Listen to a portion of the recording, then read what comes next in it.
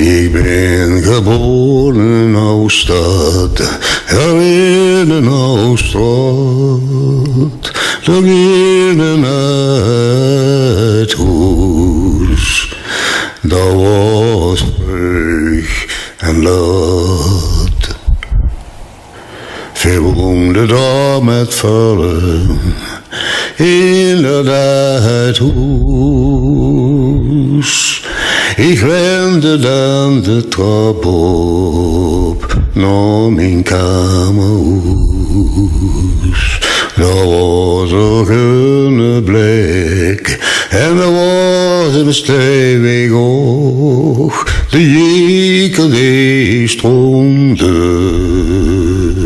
stroomde naar de mos. Ik had nog een kist met knijntjes, die voerde die goede hand. Maar als de dag was gekomen, dan hongen ze aan de dood.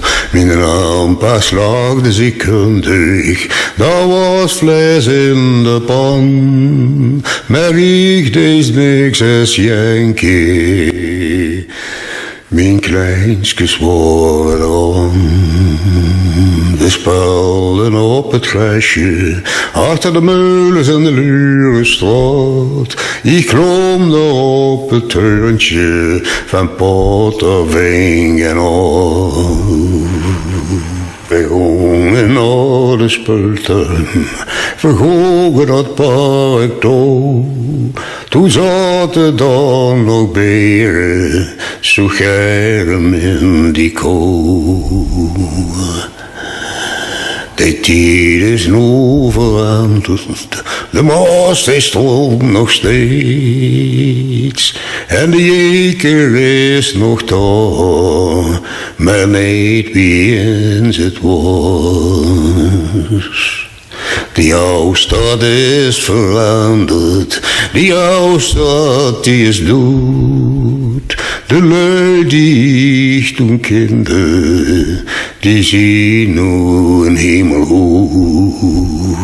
Maar laat ik mich terugdenken naar de tijd wie ik jong was. Wie ik de kleine redder, de grote batter af. Daar speelden in de straten en ik op mijn holle gong. Ben geboren in Ooststad, in een Ooststad, nog in een uithoes.